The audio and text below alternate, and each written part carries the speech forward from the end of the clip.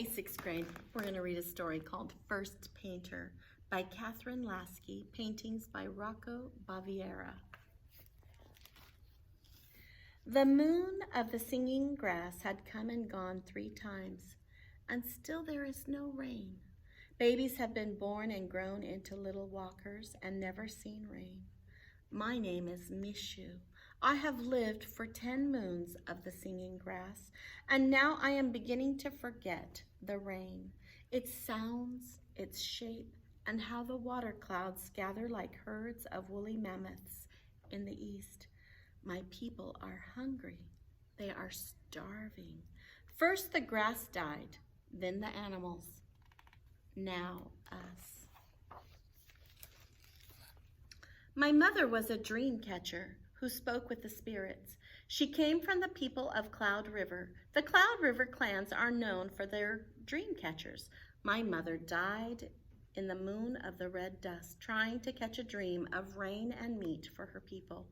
So now I, Mishu, as eldest daughter, am the dream catcher.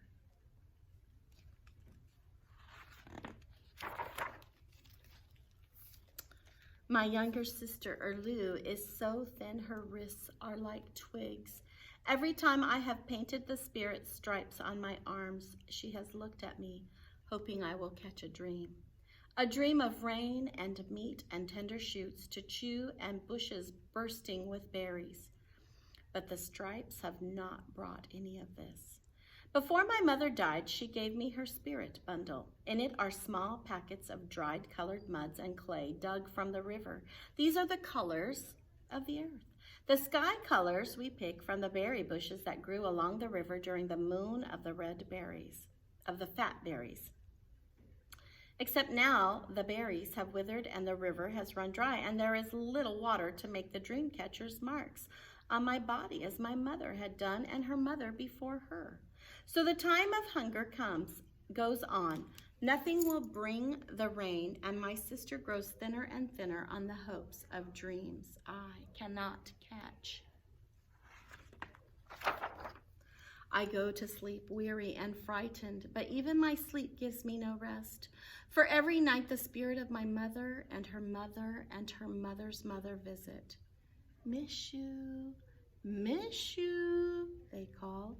You must go to the cave of the she-tiger. I cannot believe that my mother's and grandmother's spirits would tell me to do such a dangerous thing. So I try to forget, but they come back again and again. Look at your sister, they say. She will never live through the winter. You are the dream catcher now, Mishu. You must go. You must go to the cave of the she-tiger. The words swirl like colors in my mind's eye. There is no choice. I must go. The cave is well hidden in the mountain. On the path, I see the footprints of tigers and their claw marks on the trees. I must talk my feet forward.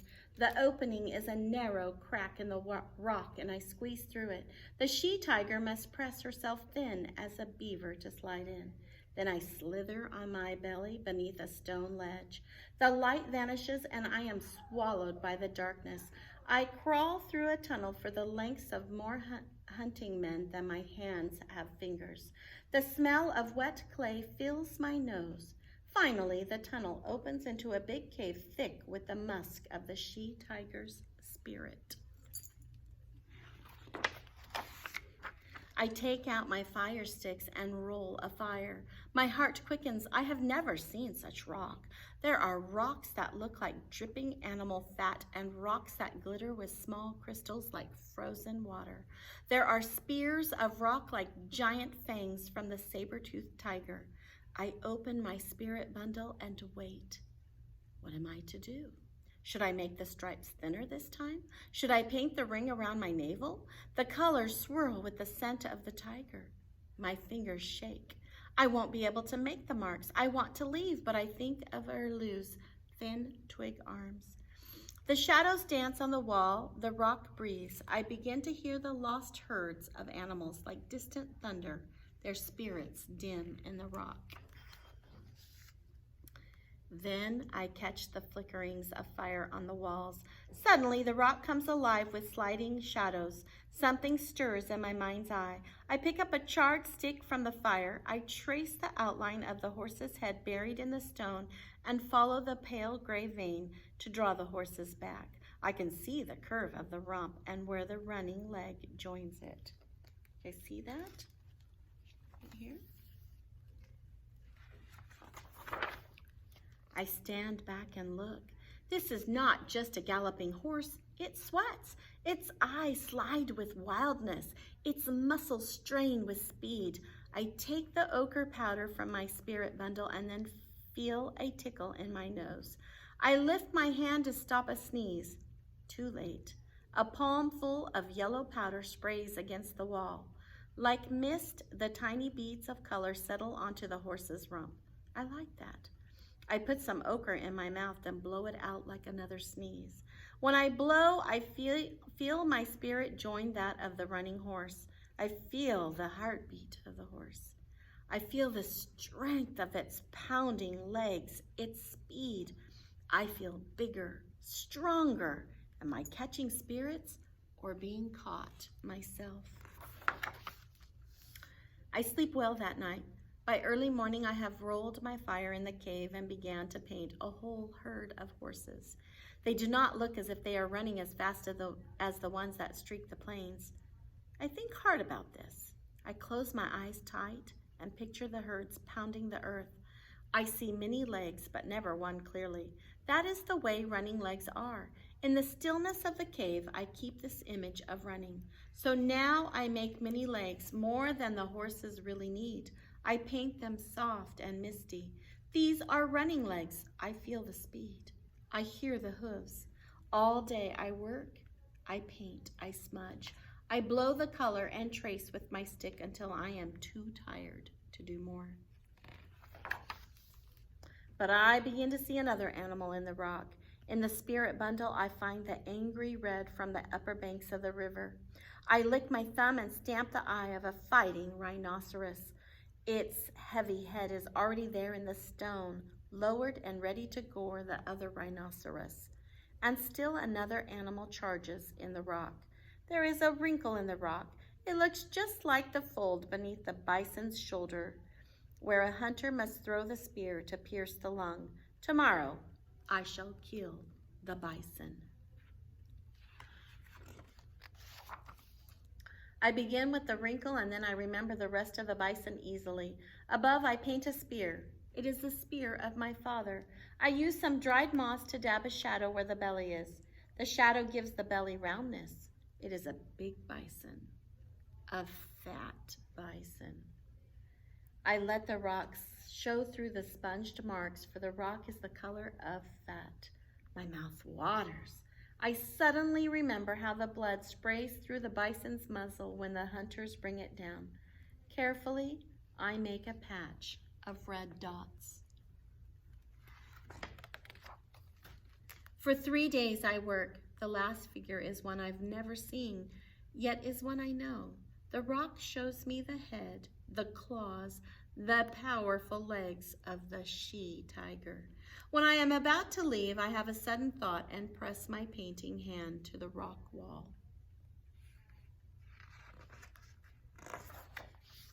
I turn to go and crawl out of the cave into the light of the rising sun.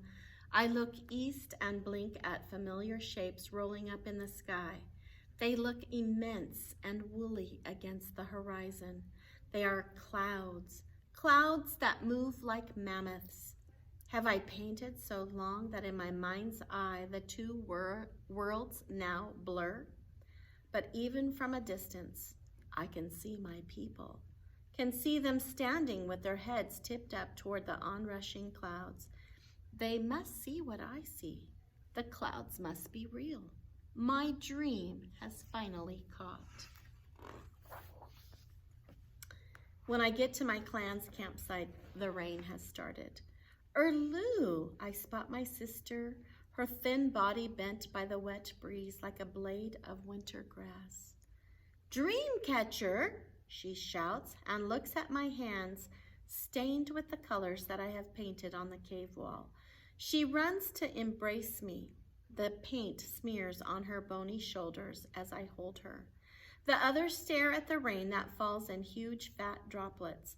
They close their eyes and tip their heads toward the sky and let the water run down their faces. I see a baby, stunned by the wetness, crouching to watch the raindrops, while another watches the rain make tiny rivers on his arm, and another blinks to catch the drops on his eyelashes.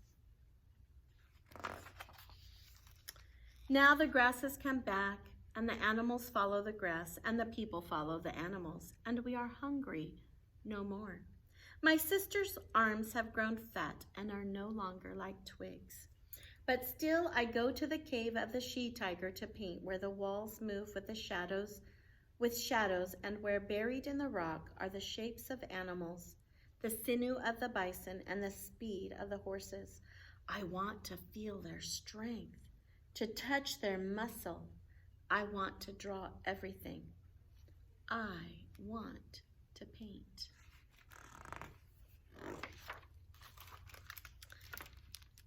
So 6th grade, cave paintings, this is from the author, cave paintings have been found throughout the world. In Europe, especially the art in the caves of, French names, Lasky, Altamara, Las Troferes, and Chavot has become synonymous with the Cro-Magnon, those early modern human beings who lived between 35,000 and 12,000 years ago. It was at this time that modern human beings began to flourish and new forms of artistic expression appeared in their tools, their bodily ornamentation, and their clothing. The cave of the she-tiger to which Michu goes is a composite of many caves which were found in France and Spain. It is most heavily based on the Chavot cave in the Ardoux region of France. Discovered in December of 1994, it contains paintings considered to be the most significant and Paleolithic art. It was painted about 30,000 years ago. They're the oldest known cave paintings, distinctive for many reasons. Never in this region of France have cave art been found that depicted animals such as rhinoceroses, big cats, and bears. The paintings also display sophisticated techniques of perspective and movement, such as the horses with many legs, evidence that overturns the idea that cave art is merely the primitive expression of primitive people. Little is known about the paintings, who painted them or what inspired them. Were they just for decoration? Were they part of a ritual? Or a way of invoking spirits? Because of the inaccessibility of many of the caves, experts feel that they were probably meant to be viewed by only a few people, sometimes under difficult conditions where animals could be a threat. No one knows the identity or even the gender of any of these cave painters. This is the author, have chosen to make the first painter an adolescent girl who goes to the cave for spiritual reasons. Thus, I created Michu for this story. I hope you enjoyed our story this week.